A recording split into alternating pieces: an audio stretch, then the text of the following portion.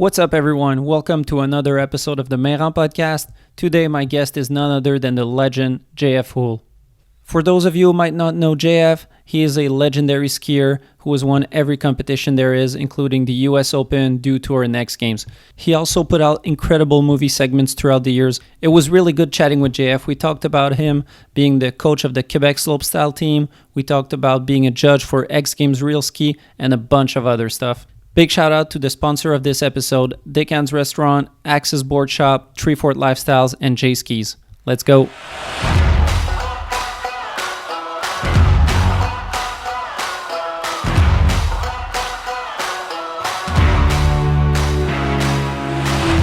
Mr. JF Houle, welcome to the podcast. Yes, sir. Thanks for having me. How's it going? Going pretty good, man. Just got back from pretty tired, actually. Just got back from a camp with my team, the Québec slopestyle team. And it was intense 4 days. So now JF Houle Pro Skier is now JF Houle Pro Coach. How do you consider yourself right now? Well, pro coach, I don't know about pro or anything, but yeah, just, I guess, being a coach for the slopestyle Quebec team. That's my new thing. That's how I live my life now, and pretty exciting. Still in skiing, and instead trying new stuff, I'm trying to help people trying new stuff with their skis, and I don't know, it's a cool way to keep this skiing career going for me, and pretty stoked on it. How long have you been coaching? 3 years now, and it's the second season for the Quebec slopestyle team. Yeah. Nice. What was the process to get into coaching? Well, the Union, I guess I started with the Union Ski Club, which is owned by Jérémy Duchesne-Hallé and Phil Bellinger. These are two good friends that I know from the ski industry for a while, and obviously when I was kind of thinking about, looking for other option than skiing to make my living, I started coaching after I went for a 8-month class in the cinema and lighting. And after that, I wasn't sure where I was going, and I chose the easiest way, I guess. For me, I had the opportunity to start coaching the kids, and I was like, it's probably the best way for me, to make a living and still be stoked on life and skiing in general, because my goal is to do something I love, for the rest of my life, and that's always been it. So that kind of fit. But at the beginning, I was like, maybe that's too easy, coaching. It's like the first option you think after a pro ski career or whatever. But then I start liking it, and I got the opportunity to coach for the Quebec slopestyle team, which was pretty awesome. It's what I was hoping for, and it's been challenging for sure, because a lot of things have been changing in the federation in the past year, but we're on the good way now with a new team behind it, and it's going well with the team, and excited for the future. So when you stepped up to the Quebec Freeski Club, was there some kind of accreditation you needed? Yeah, the first step you have to take, I guess, as a freeski coach is it used to call the club coach level, and it's just the basic. You relearn basically how to teach someone to turn, and do basic box trick and super, super basic. So you start from there, and then you have Air 1, you have Air 2, Air 3 is on the water ramps. So you kind of learn the process, how to make the water ramp safe for a kid and all that. And then you have Air 4, which is more higher level, like double. And then you have ComDev, which is the last level you need to coach high-level athlete, and you can qualify double on snow with this. And it's a long. I think it took me a year and a half to do all these, and the Quebec slopestyle, like Ski Acro Québec, was supporting me. They sent me to Whistler. Like the ComDev was a six days formation in Whistler, And that was, I would say, the only formation for me that I was like, I really learned something about coaching, and all the others are more for the paperwork and all that. But this one I did with Jeremy Cooper in Whistler, and it was really, like, it was good information for me and definitely helped me out to get confidence in this area and coaching. Pardon my lack of knowledge, but who is Jeremy Cooper? Tell me about him. Yeah, he used to do more mogul and stuff, but then he got into free skiing. He's like an old dog for sure. Okay. Like with Mike Douglas and all these guys in Whistler, but he knows what's up, and he's now the next gen slopes pipe coach. Okay. Yeah. Is that the same courses for someone teaching mogul or as slopestyle, or it's separate course? It's the same actually. Yeah, Okay. They mix it, and right now they're trying sometime like the air double, it will only be slopestyle people, but mine, the one I did was sometime it's mixed together. Yeah, they try to, because there's not enough people to do all these formation and double and all that, so they try to mix it. But sometime it's like, as a slopestyle coach or a skier, for me, when I did the air double on trampoline, because you have an air double on snow, but you also need to have the air double on trampoline if you want to qualify double on trampoline, for example. And this air double on trampoline was 3 days, and like out of these 3 days, I'll say maybe one total was worth for me, like, to learn like all these basic tricks. But it's still good to go over like full and all these stuff, because I feel like more you know, better you are, you know. So it's still good, but they're trying to be more specific, I think, in the future for the formation, which is probably going to be a good thing, yeah.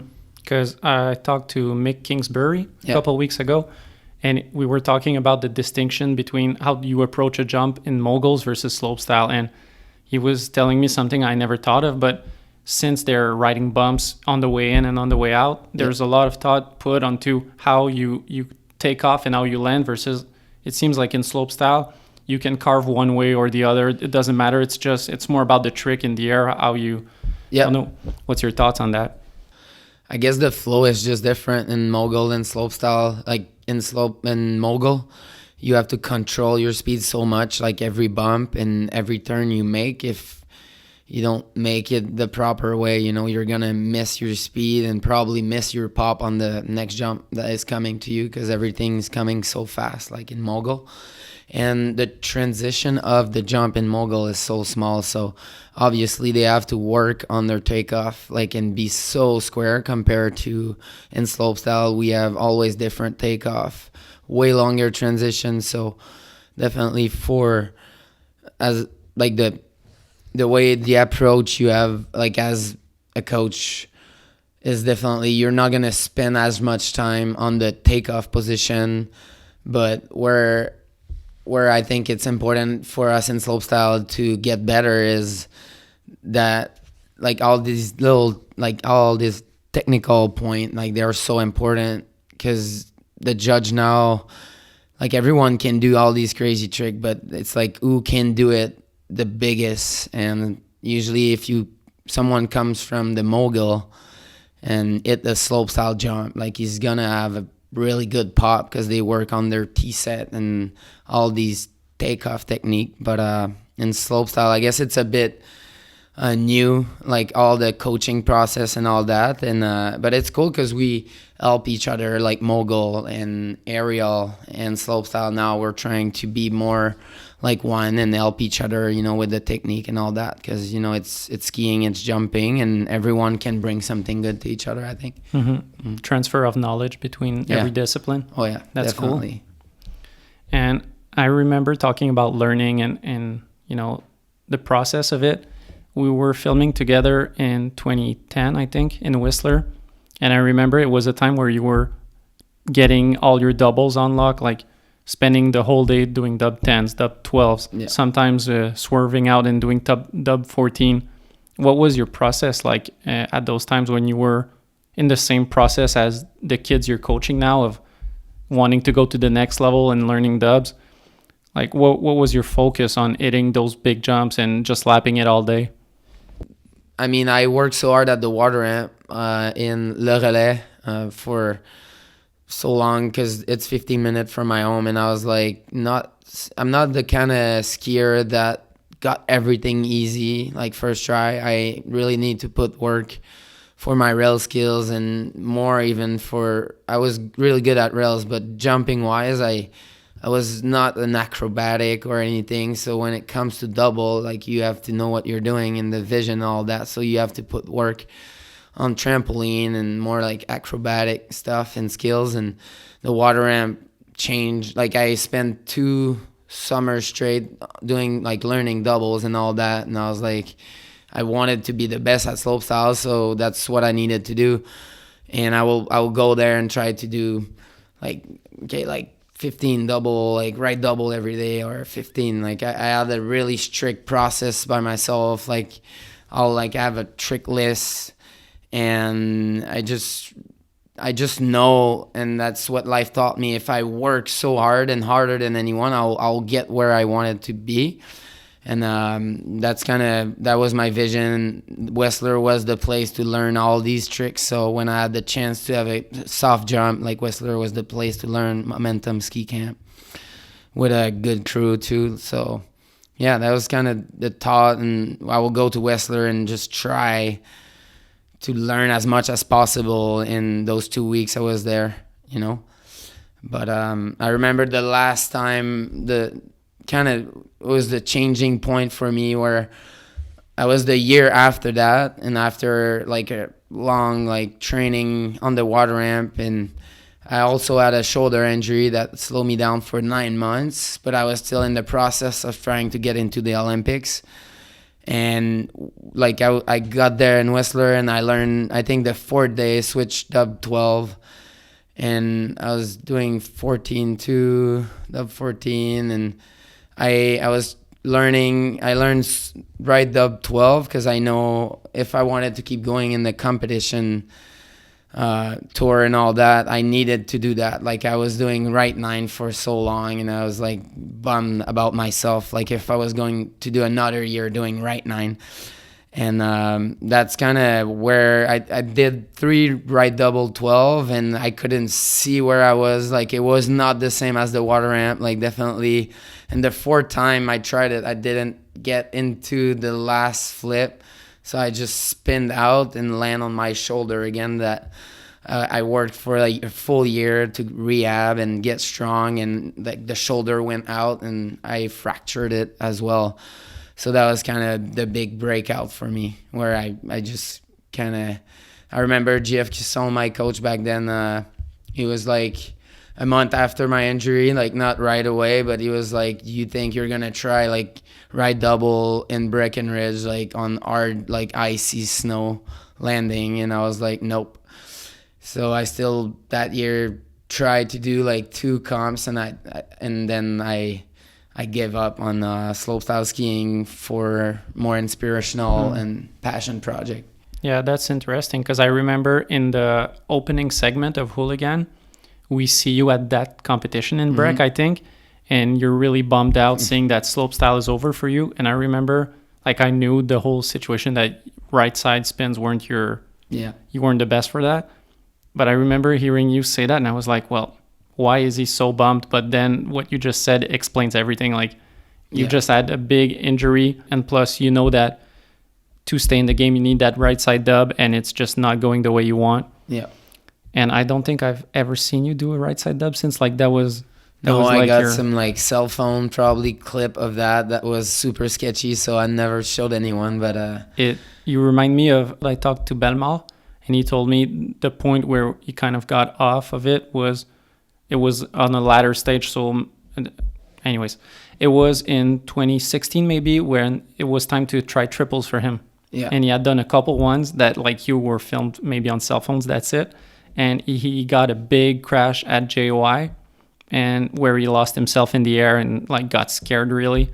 And he said after that his confidence never really came back. Like he was always kind of insecure, like he didn't trust himself fully. Yeah.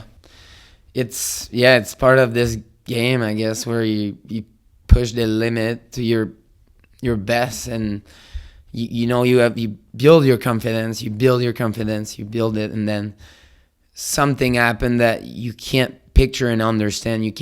You're like, man, if that happened another time, like I got lucky, I got this small injury, but it's at this point where you're trying triples, you're obviously hitting a really big jump, you're going really fast, and there's consequence. And it's like when you feel it and everything, your vision, you build your confidence, and none of that, like lost air, lost control, lost vision.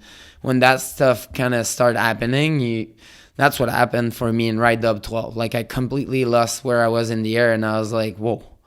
Like I did so many on the water ramp, and I was like, whoa, maybe it's just like, it's like I need another lifetime of like trying, like just skiing right side. Because that's the thing, when we were younger, no one told us to spin both ways. And it's like snowboarder did it, but we always spun the same way, so for some reason. And then Charles Gagne changed the whole thing in the US Open at some point. So it's all Charles Gagne's fault. He's the one who He's the one. No, I thank Charles for that, because that was epic that he brought that. And definitely, like, I wish the mogul, I really hope someday the mogul skier will start spinning both ways, because it's so technical. Yeah. And I don't know why it's not there yet. But that's something I was talking about with Mick, that he would be stoked that it would go on. You will be stoked? Yeah. Yeah, he would be Sick. stoked. I think it has something to do with all the different country associations to approve it. Mm-hmm. And then a lot of them don't want to approve it, a bit like doubles, I think, where it disadvantages the lesser good countries, let's say. So anyways, it's kind of a political battle, kind of. Yeah. And now it's time for a first sponsor break. Dic Anns is a family-owned restaurant chain with 12 locations in the Montreal region, and I'm really stoked to have them as a sponsor. If you've never been, you have got to try it out. Their one-of-a-kind hamburgers have been favorites of mine since I was a kid. They've started selling products like their legendary sauce, and they have a lot more coming out soon, so be on the lookout for that. Support companies that support skiing. Support Dic Anns restaurants. Talking about you trying ride dub 12s in the water ramps, it seems like...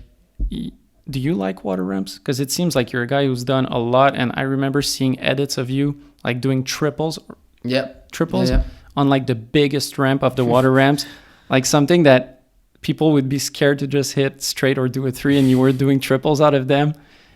Yeah. I mean, water ramp for me always been a fun challenge, and I was like, if I get the chance to jump with my skis and be in the air in the summer and work on some skills, and I can land on my head and it's not going to be a like dead injury, you know? So, and it was so close, and like what they build there in Lac Beauport is such a cool site, you know, and we're lucky to have it there in Quebec. And for me, it changed my ski career. It gave me the opportunity to push it a little bit further, you know, because at some point I was not sure if I was getting in the double game. And yes, I did, but it took me 2 summers in a row. Like, it wasn't easy for me. Like, for some more acrobatic rider that have like gymnastic background, for them it was easier.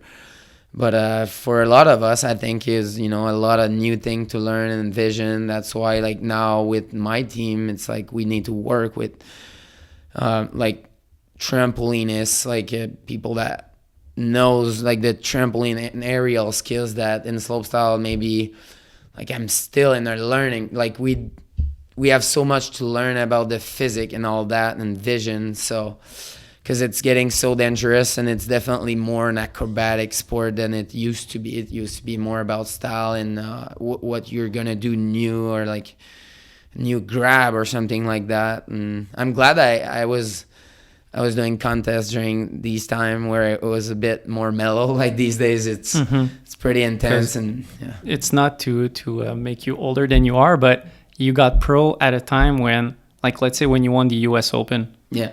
What was your trick? Do you remember? Yes, I kind of remember. Was it like there you was switched no 10? unnatural for sure? US Open, maybe that time, probably like a ride 7. I remember a bio 9 or 7 because there was no speed, and a switch 10 tail grab or something like that. It was kind of the tricks that we're trying. And so like from your first big result to the end of your career, you really saw the progression going from no doubles to 4 doubles in one run in every way, left side, right side. Yeah, that's a good point you bring. I never kind of pictured it that way, but yeah, it's crazy, the evolution. If I look at the whole time, I was kind of a skier from now to then, and it's crazy, the evolution. And now it's like quad, and it goes triples, like 2 triples in one run. Like I guess I would not have expected that like 10 years ago for sure, when I was just doing a switch 10 mute. That was like the coolest tricks. Like it's definitely crazy now.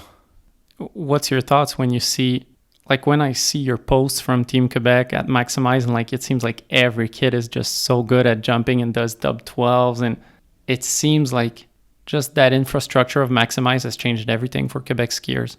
Yeah, I mean, this place is a dream. Like seriously, it's something we're lucky to have in Quebec, and it's no place in the world is like this. And you can definitely bring someone to another level there, because you, like with the rope tow, you do quick laps, and in the summer it's the same thing with the airbag, and the airbag is just the next progression of the water ramp. It's like the kids don't want to go the water ramp anymore, but for me the water ramp are still important, because if you can't manage takeoff on the water ramp, then you're really good, because takeoff is on plastic and it's really hard.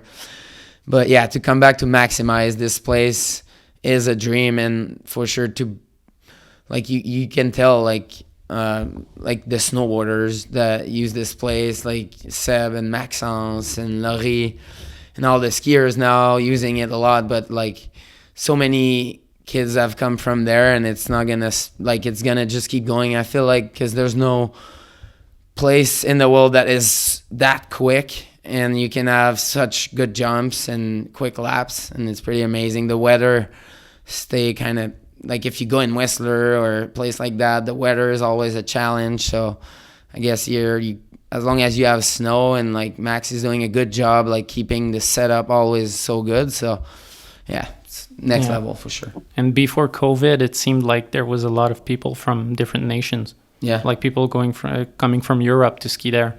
Yeah, I remember even a bit before that, maybe a year or two, like Henrik came from Sweden, to hit this place like in the summer just to get his thing dialed. And French team also came, but now just before COVID, everyone in Canada was like coming to train here, and even the snowboarder even more and more. And yeah, I think they're trying to build a mogul course up there too, so like nice. It's gonna be really good for the whole community. Yeah, it really gathers everyone together in the same spot. Mm-hmm. That's awesome for sure. And yeah, stoked we have this place. It's a big plus for us. I saw on Instagram that you traded cameras with one of your kids to hit the jump. Yep. How was that like to get back into jumping? It was really good. Seriously, I miss this, and I wish I could ski more. Like I never quit skiing. I want to keep. I wish I could have the time to keep evolving. At some point I had the hard decision to make where I gotta make a living, and I don't want to just do the ski bum life when I'm still like 40. Like it is. But this jump sesh I had at Maximize just 2 days ago was really good for the soul, and it just make me feel like I still, like everything is still there, and it gets me pumped to ski and keep skiing for like small project. And that's what I like doing. The kids were like, yeah, I'm sure you can still do a dub 10, and I was like, yeah, probably, but there's no point if I get injured right now and for a decision like that. But I want to spend a day where I'm prepared mentally, and I go there and I just try to push myself where I can go. Yeah, and really. I'll do it this winter for sure. You have a job, you don't have like pink sponsors like you used to, so you really need to. It would be stupid to get injured like that. Exactly. And I don't want to put myself in this situation where there's no point just for the fun of it to like risk it like that. I got to be there for the kids and for the team, and I want to film as much as I can. If I got a broken leg or a blown knee, I won't be able to do it. Yeah. I remember, I think it was Chris Turpin that used to say that to some kids that were on the brink of, I don't know who it was, but someone on the brink of like going pro. And he was saying like, hey, if there's not a camera filming you, or if there's not a competition, don't chuck out yourself to get injured. That's not the smartest thing. It seems like these days kids are just like throwing themselves around. Like every day you see a post on social media. Yeah, it's wild for sure. And the kids, they want to impress. They want to put a clip on Instagram that's gonna get tons of like, and they're already willing to go crazy for it, for sure. But that's my job, to make sure that those kids, at least that I coach, they stay smart with their decision, and they don't skip the step, because then they will get injured eventually or get bad habits and all that. And it's really difficult to, like, the kids, they just want to learn the next cool trick and do doubles, but they always have so many bad habits. And like, it's like my job is to tell them to do more 540 and more 720 with style, because there's a big lack of style in this new generation. Like, they want to do the big tricks, and they want to go so fast that they skip all the important step, which is a bummer. But I'm glad that I'm there and to at least try to keep them, like, to go the right way and like bring the style. And I think the Quebec team, like, we have a bunch of kids that the style matters, and they listen when we talked about style, and they obviously have the best influence in Quebec, like Phil Casabon, Alex Belmar, Vinny Gagné, Charles Gagné, Alexis Godbout. I mean, I'm missing Emile. There's so many. Jacob now, like Jacob Bellinger. A big list came from Quebec, and before that, like Phil Bellinger, like all the Phils and GP and all that. Like, we have such a powerful influence in Quebec, and I think it stayed in the kids. Like, the kids I'm coaching, like, not all of them, but they matter. The style matter, and it's cool to see that. Like, and the judge, they notice that too. You definitely did a great job to showcase that ski history in Quebec that you're talking about with your latest project, Never Over. Because for a lot of younger kids, they might not have seen the movies we've seen over the parts, or they need someone to introduce them. And you did a great job of saying, hey, here's Alexis Godbout, here's all the you presented a bunch of all the Quebec legends from your era. And that was a great movie to watch, and like as a kind of historical piece to stand the test of time, of just say, hey, there were these guys and that's what they did.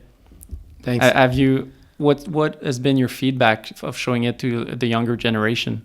It's good. Seriously, it's exactly what you just said. Like, they were like, oh, like we never heard of, or like, I was a little bit bummed, but one of my team writer yesterday didn't know who Alexi was. I was like, oh, you didn't watch my movie. But I was like, come on, like, I didn't push it too much, but I was a bit bummed out. But like the rest of the crew, they know because they watched the movie, and that was the point of it. Because for me, it's really cool what we did with free skiing in Quebec, and all the legend that come from Quebec in the skiing story. For me, like, at least the free ski history, or even all the ski history, like Mogul, or like Gottmik, and all these legends like GLB and Jean-Luc Brassard, Nicolas Fontaine, and like we have a powerful community of skiing.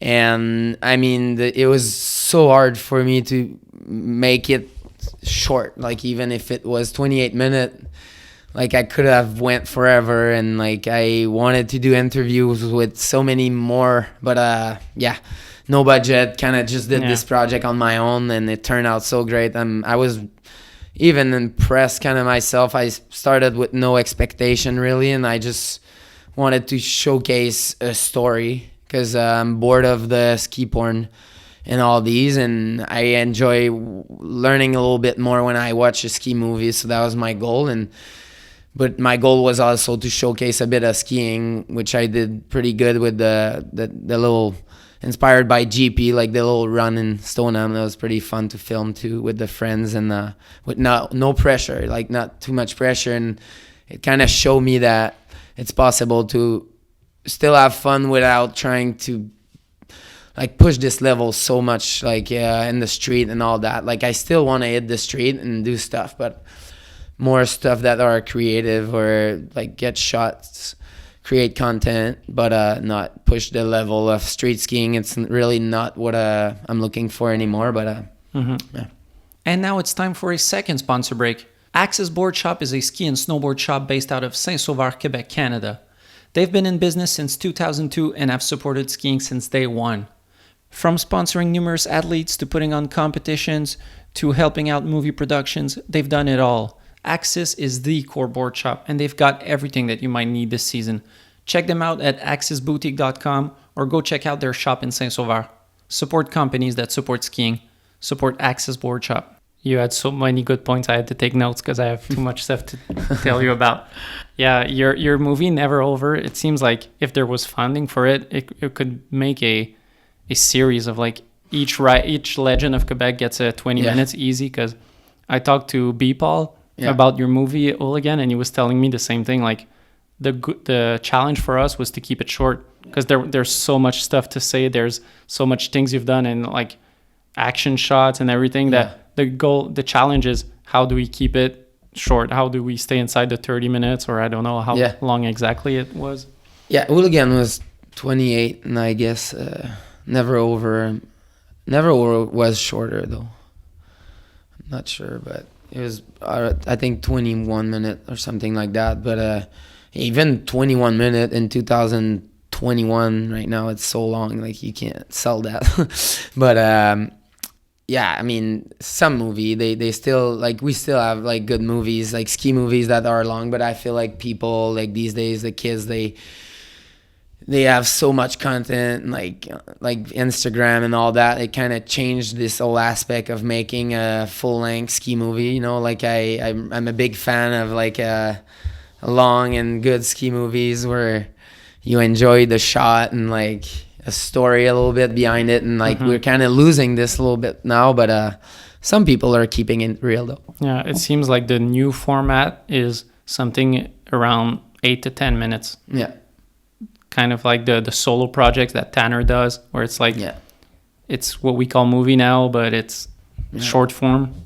It's like it's because movies used to be like 10 people with their segments, so it would add up to 40 minutes. But now if it's just someone solo, well, you stretch a segment to 8 minutes. And it's like the movie, there was, like, you were making movies back then, like ski movies. Like, there was a lot of little company. Nowadays, I feel like there's less. You know, it's kind of sad. Like, I feel like the content gets more like out just on Instagram, which is people, that's what they want now. You know, so. But that, which is cool too, you know, you can open your phone and you get so many sick content in one day, like it's crazy. Well, you can spend your whole day looking at your phone with new content. But yeah, I did a little mini movie with Belmar this season. Yeah. And that was a big, like, a big thought that we had is, like, let's say Alex has 20,000 followers. If he posts a video, it's, I don't know how many thousand views, versus we put it on YouTube and we got a bit over 10,000. But that's the point, it's always... How do you judge that number of views? But then is there the same quality of views, like someone watching a 10-minute movie versus someone just scrolling through Instagram? Like it's a weird time to, like, I guess for sponsors to look at what is worth what between a movie project on YouTube versus Instagram likes, and it's way more complicated than it used to be. Yeah, it's changing for sure. And you get, like, in your contract nowadays, you have like clothes for Instagram, like likes and all that. So that turned me off a lot. Like when that came in my contract and all that, like I just want to, if I get paid with skiing, and it's because I'm good at skiing, it's not because I'm just good at having a, like, my image. And like I feel like there's some stuff now, it's a bit not fake, but you're like I don't know. It's not as real, as pure as it used to be, but Yeah, it's really different than when you started out, definitely. but it's all right though. You talked a bit about you not liking ski porn as much. Yeah. Do you mean in terms of what you're trying to do as projects, like when JF does a project, or is JF as a viewer? As a viewer, like I think I always, that's why I wanted to make ski parts and all that at the first place in skiing. I didn't choose the competition side of it, and then I didn't have a choice. Kind of, I wanted to keep skiing and make a little bit of money. It's like I needed to compete. But this whole idea for me, like the video, like I'm a big fan of skateboard movie, snowboard movie, like since I'm probably 10 years old with my brother. Like kind of I have the influence from my brother, and like skateboard and snowboard is like I wanted to create like a ski segment that looked like a snowboard movie. That was my only goal when I started this. And then it changed, but when I did Hooligan, I was like, okay, like now I got the credit from the industry. I pushed the ski career away, competition wise, and I can focus on this project that I've been dreaming all my ski career. And I did. Like I put so much money, didn't care about like if I still have money in my account. I was like, okay, I'm gonna pay a filmer, I'm gonna rent this, I'm gonna do this, like a 2-year project, so much work, but it was worth it at the end for sure. And yeah, I'm a big fan of ski movie, and like now it's if I watch it like Matchstick and all that, and I respect every writer that are in these movies, but it's like I want something new, like I want something fresh, like when Step used to still do movie, they brought something like the sickest like stuff, like the documentary vibe, but still with the core skiing, like where you get a little more than just the shot and the beauty of it. Like there's work behind it, it's risky, it's scary, like we gotta feel this.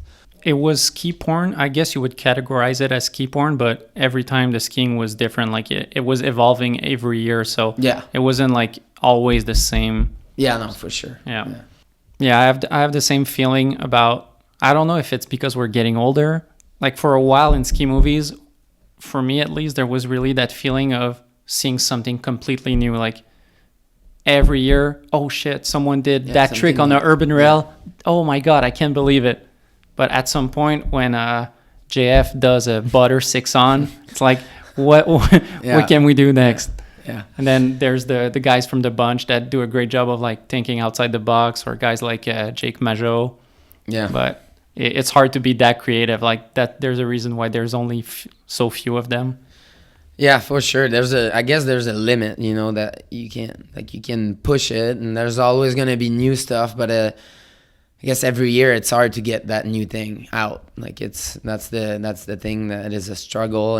But still, like Jake did it last year. Like I'm a judge at the X Game realski, and that was super hard, you know, like to manage like for me, all these pieces, they're all so good, you know. And you don't want to put a winner on a street part, like that's not fair. It's like everyone is a winner, but then for the show and for ESPN and all that, like we gotta, and we are lucky to have this show to showcase street skiing and all that. Yeah, which is awesome. But, I want to talk to you about realski. Yeah, but before that, quick question: do you think when we talk about it, it's hard to have new tricks to keep coming up with, like one-upping everyone? Do you think that's where the story element comes into play, where if you're not going to impress with a brand new trick, then tell us a special story or something? Like, I think there might be something there of like finding a way to entertain through a different way. Well, I think people nowadays, they relate to real life. So if you're able to showcase what the writer is kind of living or feeling a bit with your image and the way you edit, or just a bit of talking, but it has to be real or on the moment. But I don't know. There's so many ways to make it proper. But this little more information makes the thing worth it to watch. I mean, it's not just, okay, another Like he did it a bit bigger this year, but it's the same trick. But it's cool to get a little bit the behind of it, but it's hard to showcase the behind where it's not boring, where it's not with the boring interview, just talking about what happened and like. So yeah, I agree. Yeah, a great example to showcase that there is a value in that is Phil and Brady's videos of behind the scenes from X Games, where it could be long, like it's close to 20 minutes, but people have enjoyed it. It has had a lot of views, a lot of people have liked it, and that's exactly it, showing personality, and not only skiing. Yeah, exactly. I mean, Phil is right on with his is like himself. When you watch a part, like if you know Phil, like that's Phil, you know, he can transfer his himself pretty much in his part. Like the song he's gonna choose and everything is really precise, and it makes, I mean, with Brady, I feel like you can't do it by yourself. Like I feel like Phil is a genius with his skiing, with his editing, but he can't do it by himself. Like you need a partner to like showcase yourself. And Brady, I mean, he's a pure artist. Like I was so impressed with the piece they did, because it's exactly what I was trying to say with, like, it's not only skiing, like you feel, but it's even, they're not talking, but with the image and the way they create this piece, it's so good, and you can feel the tension, you can feel what's going on, and it makes the thing so much more worth it to watch. You know? Yeah, and same thing for Emil, who released something kind of similar for his realski. And yeah, that was a sick piece that Emil and Jacob did with Cam and B Paul. Like they remake this whole like X Games segment and something that you feel a bit more that what happened, and like that's so important. So glad they reused that footage to showcase that, because that's more what I'm looking for to watch, like as a old skier like that, for sure. I enjoy that. What's bummer on my side, when I see realski, is it seems like the 1 minute 30 format is kind of short. Do you think it should be like 2 minutes, 2 minutes 30, maybe allow a bit more creativity, or, you know, to showcase a bit more stuff? It's a good question. It's tricky, because then it means you gotta work harder. And like I remember for me to get, I think we had 13 clip or 14 in this 90-second video.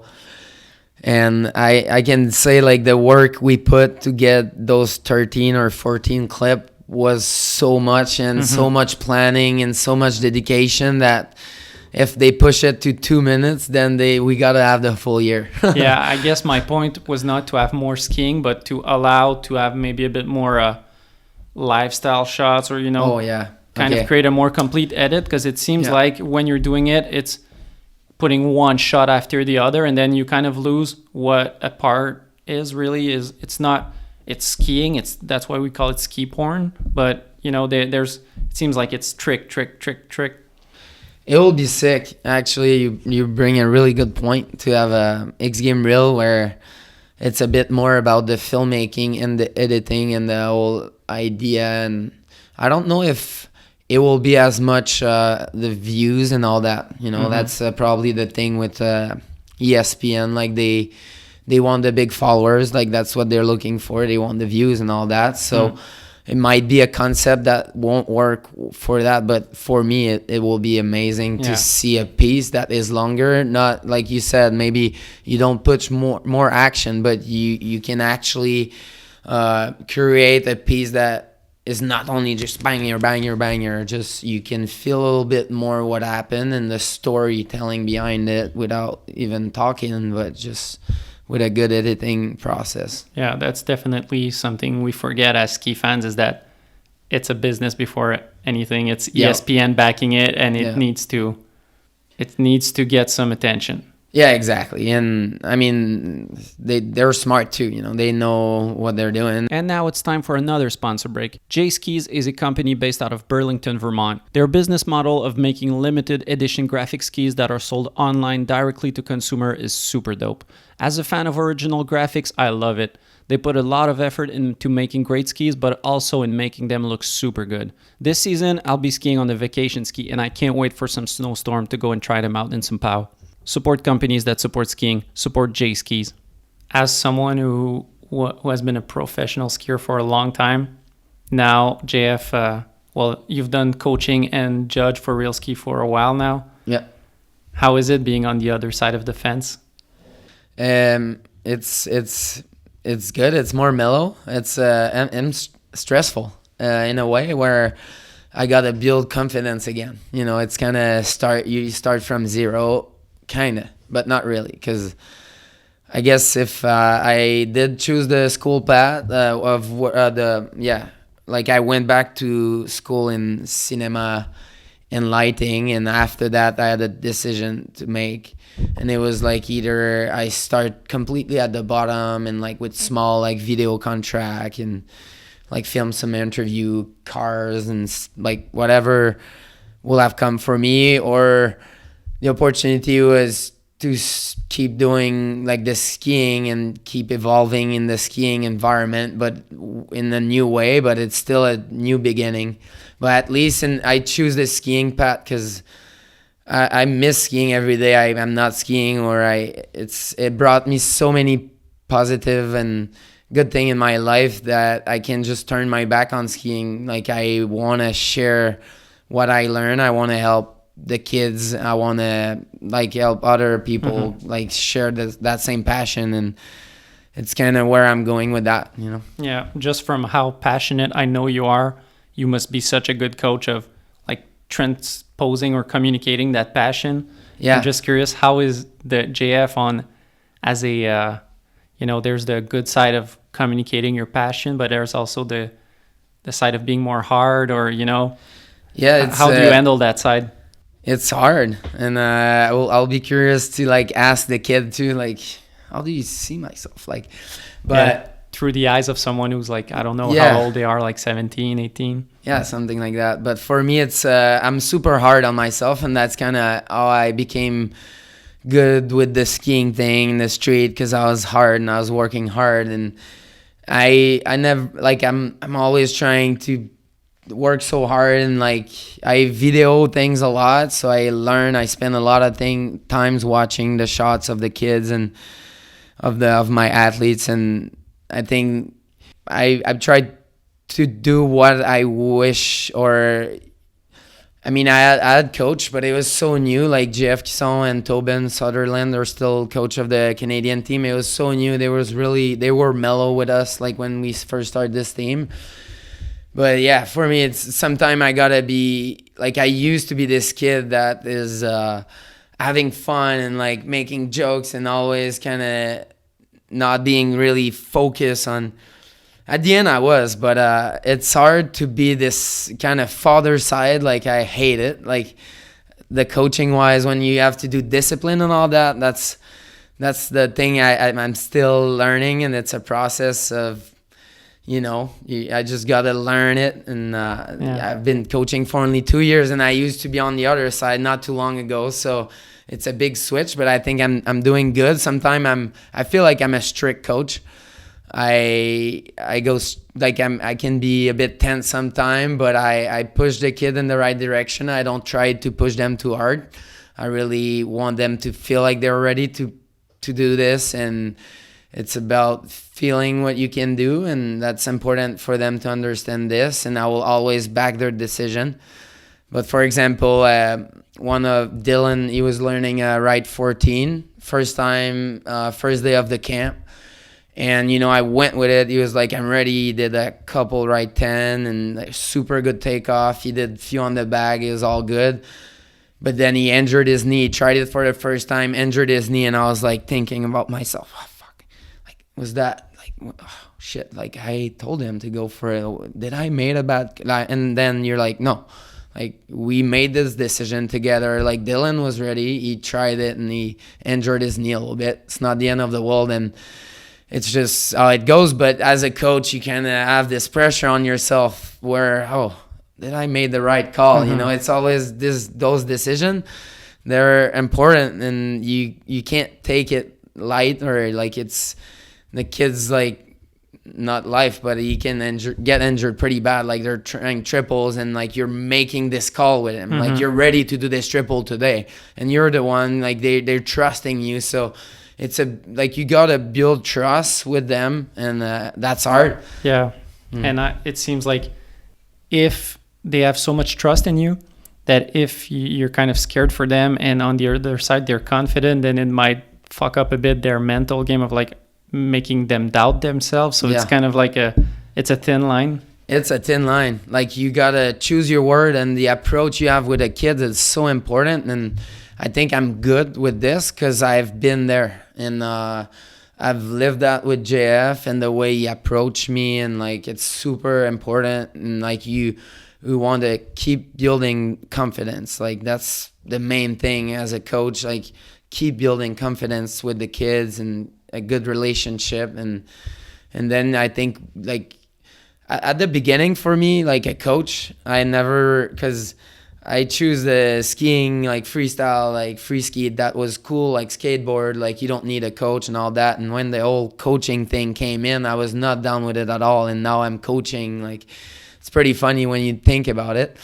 But I see now what it make the difference it make to have someone like with you, like having your back, it builds confidence. And especially like it's getting really scary and like risky. So when you have someone like kind of, giving you this little extra boost is super important. And I see what difference it's make now. So if 2020 JF was talking to 2010 JF, do you think you'd convince him that coaching is not that bad, or that it's a good thing? I'll convince him for sure, definitely, and probably tell him to listen a bit more and like be a bit more strict. But it was hard, it was like, oh, are we falling in this like Olympics lifestyle where like I learned how to pretty much like go at the gym and all that at 25, because before that, like we were just like freestyler, like skateboarder and all that. Like for us, the gym and all that wasn't part of it. And it's like nowadays, like I'm the one like telling the kids like go to the gym like every day you can, and like work hard. And it's so important because the level, back then the switch 10 and a small jump, it wasn't that big of an impact. But nowadays it's like, it's pretty scary. And if it's like any other discipline now, you gotta be so in shape, But then again, if they go to the gym often, it might save them 1 or 2 ACLs down the road, or like a lot of damage.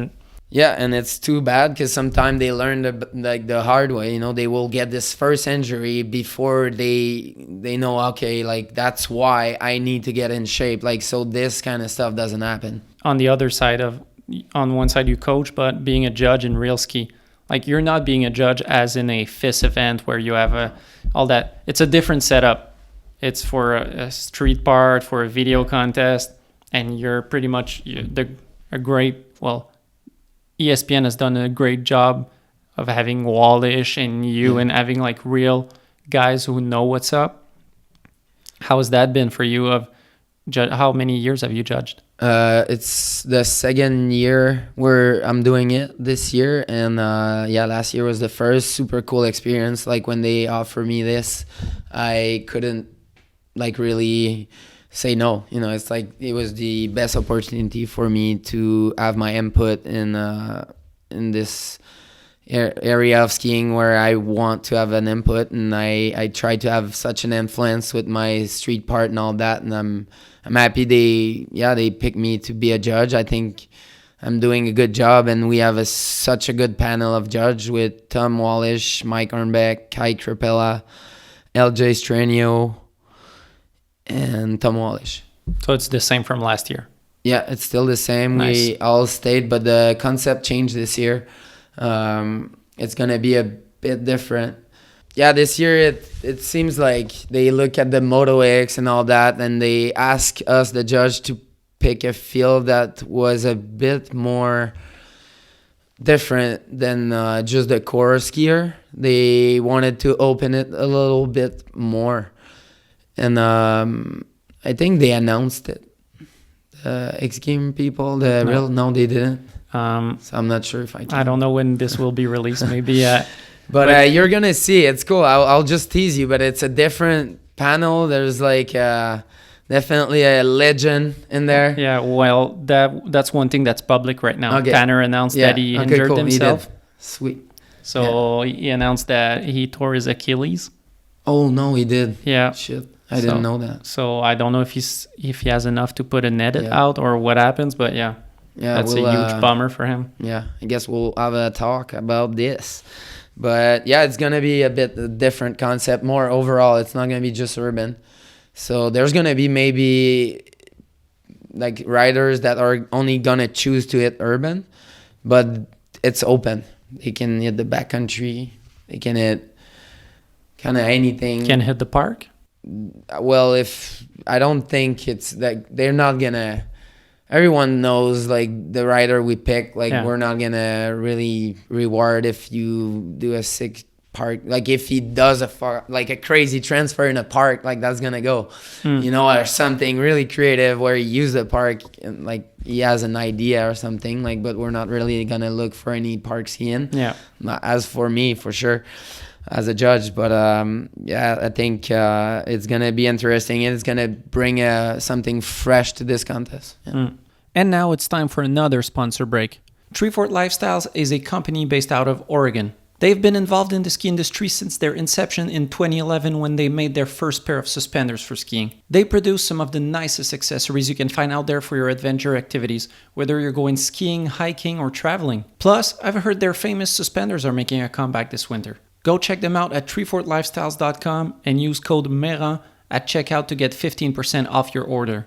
Support companies that support skiing. Support Treefort Lifestyles. I heard that through the grapevine, what you just said, and it seemed kind of complicated in the logistic perspective of saying if someone is filming street in Boston, let's say, and then they want to also have backcountry jump, then they need to move out and wherever they're going, they need to go to Utah and get out the sled. Like it seems like the time span is already so short to get the video done. It seems complicated if you want to do an overall part with backcountry and urban. Yeah. So for this, they give the rider a little bit more time, bigger schedule a little bit. But it was when we talked about this whole concept, we were like, man, they're not going to have time. Like it's like if someone gets the snow or someone don't, it's like in Quebec right now, we don't have much snow. But at the end, ESPN, I think they really pushed for a different concept, and we went for it, and I think it's gonna bring. I'm curious to see the outcome of this. I mean, I think it's good to have change, and we're still gonna get good urban stuff. But I'm curious to see how this is gonna play out. But I know they had more time to do these kind of stuff, so maybe more backcountry and all that. So we'll see how it turns out. It's definitely gonna do some great videos that we're all gonna enjoy, but it's gonna be a hard task for you. Oh yeah, because judging between someone who, let's say, went more into the backcountry versus someone more in the street, it's already so hard to differentiate between urban. Now it's between urban and backcountry. Well, I think at the end, when we judge at the X Game realski, there's a big overall impression that it's a piece in general. It's like the way they're gonna put all this together. It's kind of, it has to reflect the rider. It has to reflect, for sure, the next level and all like the next level trick and all this. But if we can see a little more or the way you use it, and I think at some point, for sure, to difference a urban trick than a backcountry jump, it's hard. But then if you're just compare, like last year, you compare a wall ride that Lupe or whoever did, like Emile with down rail, or it's still so different, like the feature, and like it's more about how they used it, like the trick. And so I think overall we can understand properly what's going on and like who deserved this, like who got all the what? Like you only get that one in your life. Like, it's like this nose butter 6 that I did. Like, I don't think, like, I hope someone is gonna do a nose butt 810 on the Herban, but I doubt it's gonna happen, or nose butt 6. But it's like the one time deal that, like, we're looking for this, and then. Were you looking for a rail to do that exactly, or did you just say on the spot, oh yeah, I think I'm gonna do that? That was on the spot, like a bubble. Because actually, when I tried the nose butt 4 for the first time, I went all the way to the bottom, and I had so much air time. Because when you do a nose butter, it creates so much momentum that you can go fast, quick. And it was hard to gauge the thing. And I think the first time I tried the nose butt 4, it went 6 by mistake, and it was super sketchy, and I eat shit. But then I figured, like, I slow it down and figure it to 4. But then I think I give it 3 try, where I didn't say even to Paul or anyone. I was just like in my head, in my bubble, and I was like, okay, tried it. And no one talked when I tried it the first time. No one talked when I tried it the second time. They were just like, really? He's really trying this? And then, like, the third time, I nailed it perfectly. And, like, even I think I watched the shot with all the kids at the camp again, and I haven't watched it in a while, and I was like, whoa, so crazy, you know, like I don't ski as much anymore, and I was like putting myself, like, trying to do this again. I was like, whoa, that's like so much commitment. But yeah, sick. Yeah, it's definitely one of those types of shots that make you say, whoa, okay, he just did that. I remember.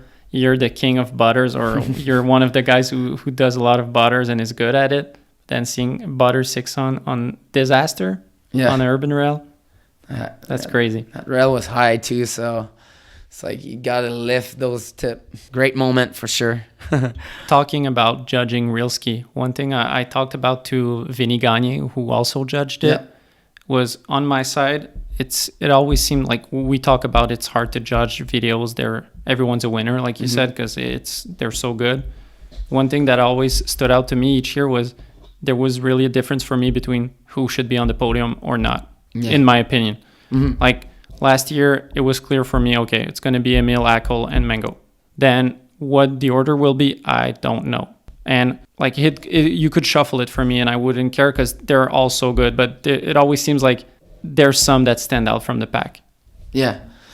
There's always exactly some that stand out. You know, out of 6 team, you always have 1 or 2 that get bad luck, you know, and they either don't, like, filming wise. Like, I know Jesper last year was a bit of a bummer for me because he filmed this whole thing with his girlfriend, so it didn't do it for me. And, like, he's such a good skier, and we were expecting the whole, like, field, like production and all that, because that's what we were used to see from Jesper, and that was a bit of a bummer. So that it was easy to, like, push Jesper down and, like, okay. And then, but the top 3, so hard. Like you said, it could have went anyway. Like Akel, like, his piece was, like, the feeling, if you're, like, talking, like, a piece of masterpiece, like, piece of heart, like, Akel was, like, wow, like, what they did with Paben. Yeah. So proper. And for me, it was like, he was number 1 first view. And then I watched every edit so many times, and, like put everything down, every trick, every, like, aspect, or trying to put myself in Mango's pants, in Hakel's pants, in Emil's pants. And yeah, I think that's why we have a good panel of judges. Like, we've done that stuff. And yeah, Mango is just super raw and wild. And yeah, if you had to pinpoint some fine details that made the difference for the judging group, what would you say that made the, because it might, if you say that they had a score on 100, like a slopestyle run, they were all in the 90s, they were all close. So what was the thing that made the difference? I'll say I guess the big call with A call, because like I said, A call was my first view. I was like, oh, A call.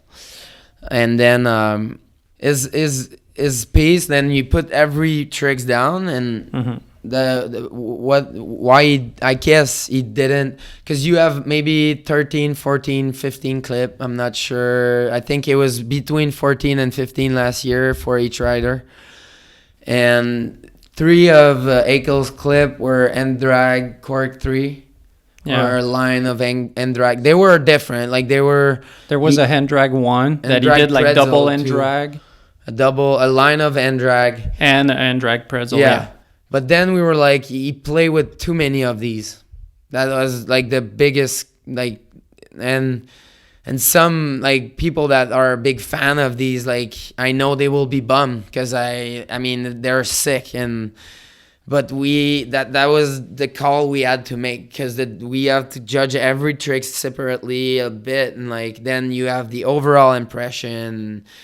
It's like overall impression and then technical, and you kind of mix everything, creativity. Yeah. You really got to become like nitpicky and look at the fine details. Like crazy picky. Just like got a paper like this full night. I was alone in my hotel room, and then you do this alone. You know, you're like, oh, then we talk, and that's kind of where we try to get together. And like, yes, like they're like I think my first top was Mango, Akel, Emile, and then after talking, we brought Emile back second. But my first thought, and then I think like since Emile, like I was so close to him and I know what he's like, that was not helping him in a way, because I've seen what he's done, and like you try to stay neutral, you know, but like indirectly, like you've seen what he's done, so it's not like a first like impression, you know. Like I know like 3 or 4. You were there at some spot. Like I helped him out for a couple spots, you know. I was there filming drone a little bit, like for I think 2 or 3 spots, and like at some point because we're good friends, you know. If we put the judging apart, like he like one time he sent me a clip. He was like, "Yeah, what do you think of that?" You know, and then I told him maybe wait, because I want to have a fair, you know, and that's... And you're really kind of a big brother to him. Yeah, like for sure, like Emile, like he helped me so much for my project. Like without Emile, I couldn't have done like all the, like the Never Over and Hooligan project. Like he was a big help all the time, and like... Yeah, it's good to have him around. But yeah, coming back to this, the X game and like the judging aspect is really hard, and like, but it was good. Like then you kind of pick your top 3, and then we shared our thought together with so many inspirational and like smart. Like Wallish is super, like LJ, they're all super smart. Like they know. Like they look like it's really difficult, and we know that someone's gonna be bummed, and then we know that someone's gonna trash. But I feel safe with you guys. Yeah. Like sometimes in FIS, I don't know who the judges are, but there's a lot of, I've heard rumors of, you know, or, you know, people bitching a bit and saying, oh, they don't even know like what they're seeing. But with realski, we're safe with you guys. Yeah. No, I'm confident too with the judging panel we have, and yeah, thanks for this. So to close up the podcast, I asked people on Instagram what questions they had for you.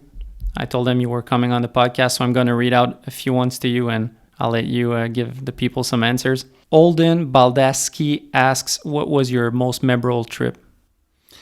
My most memorable trip. Can't say this word proper, but most memorable. Memorables. Yeah, that's hard for us. I guess Iceland with Playhouse Film. This changed my life. This trip, mind opener for me.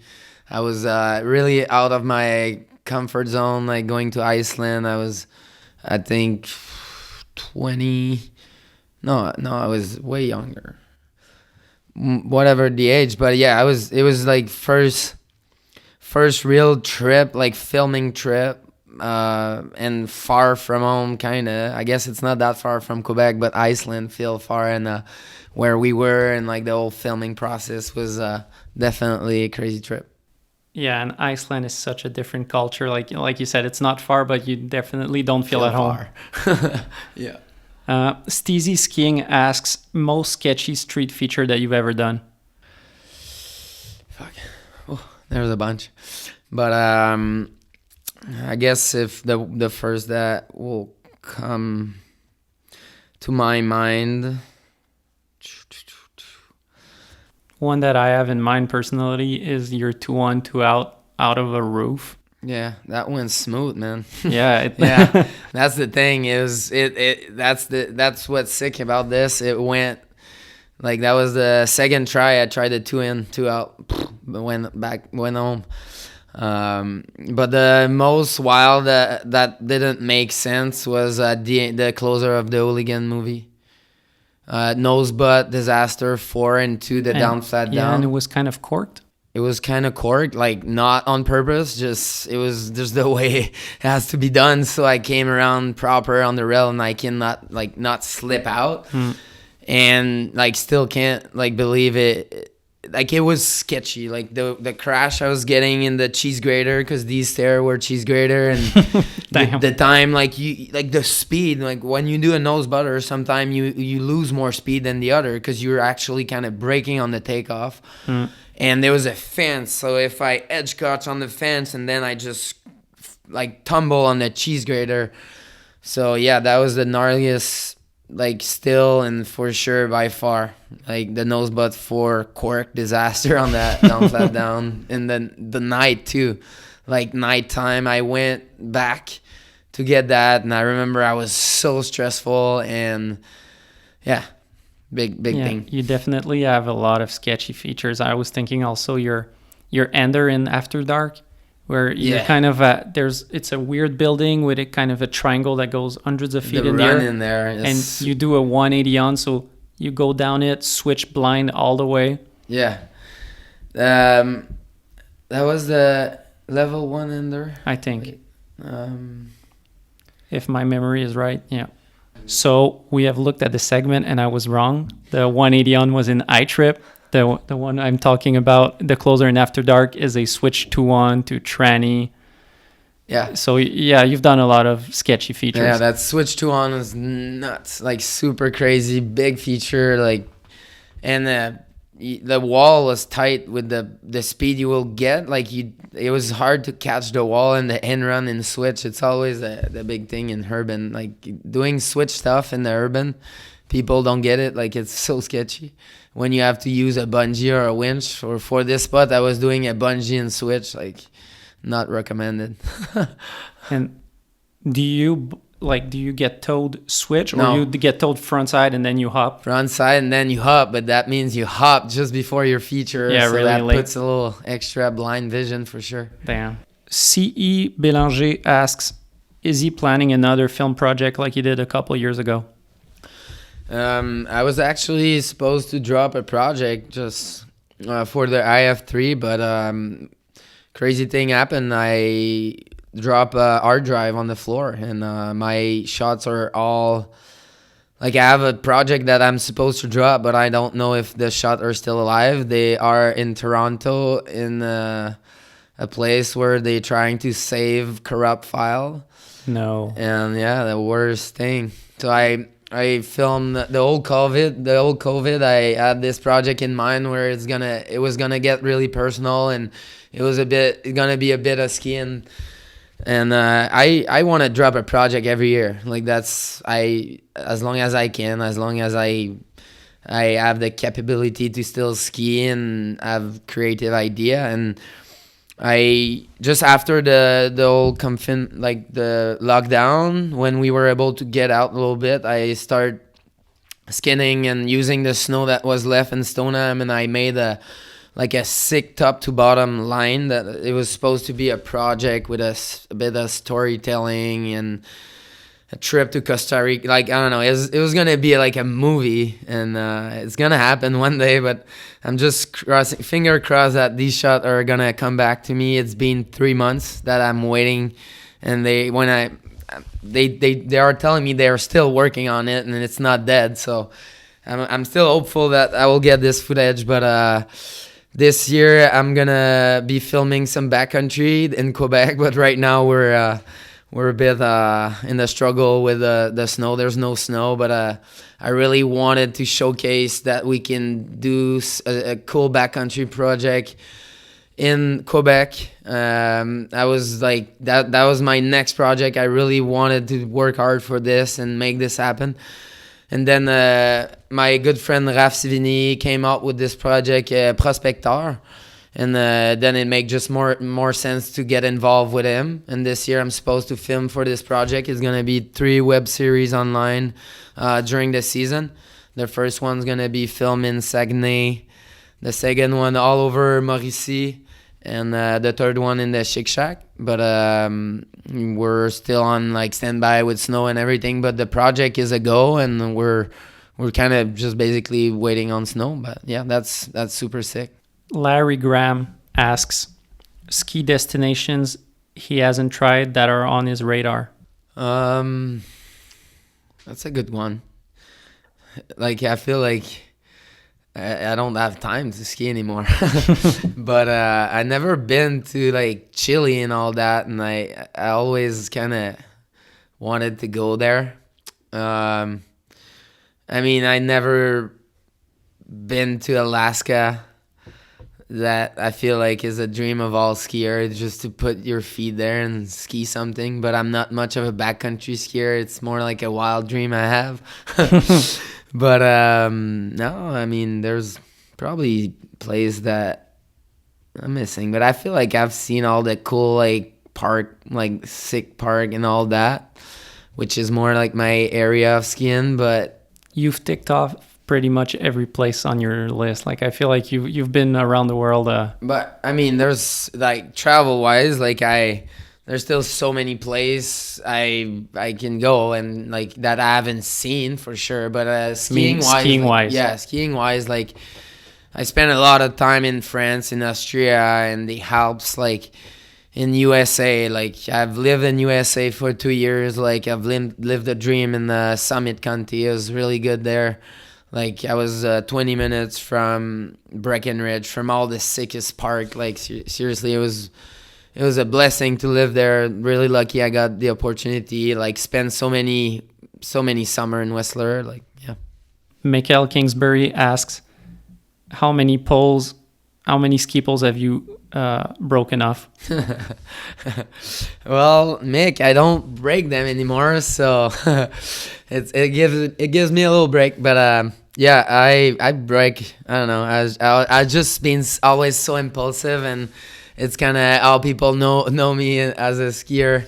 Especially, I feel like I'm gonna break a pole there in this video there. Oh yeah.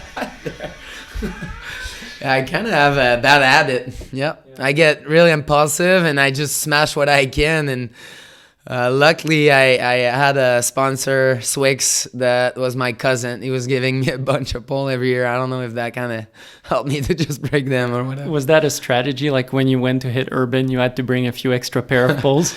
Yeah, for some point, I always have a backup pair for sure.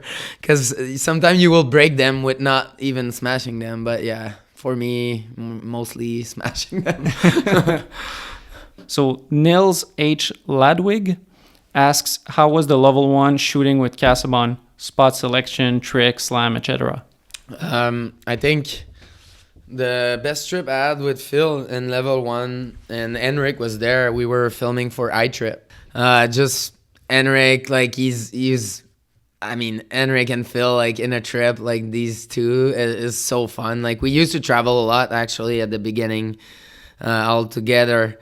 But I guess it was like still like urban was still new for even Henrik, and Phil like definitely always has his vision and like his spot selection. Sometime like a spot that he will like to hit, and I was like, well, I don't know, like I know he will bring like something fresh and some style, but for me and my type of skiing, like there was feature that I couldn't make any magic happen on like Phil, like even if it's a small edge or something like basic, he will turn it into something that is mind blowing, and that's his So definitely the spot selection, we had both like our choice. But I guess back then Phil wasn't as picky. Not picky. Picky is not the right word, but like now I feel like he will, like the feature, he will think of it like it will be like an idea, like it will be different. Like nowadays it was more like, okay, let's sit this down, flat down, try to do the best trick. It was still that, but then a couple year after that, like he brought his style and his way of using his ski, which was really different than any other skier. That does it for the Instagram questions. Yes, sir. Thanks for coming on the podcast. It's really good seeing you and chatting with you. Yeah, thanks. Let's do another episode soon, because I feel like we could talk skiing forever. Yeah, let's do another one. And yeah, thanks for having me. Always a pleasure to talk about skiing, and glad you're doing this, man. Thanks for it. Cheers. Peace. Peace. So this is it for episode 7. It was really great chatting with JF, and I think we'll be doing another episode soon because there are so many subjects that can be discussed with this guy. A big thank you to the sponsor of this episode, Access Board Shop, Dic Anns Restaurant, J Skis, and Treefort Lifestyles. If you enjoy the podcast, talk about it with your friends, share it on social media, or leave us a review on your favorite podcast platform. Peace.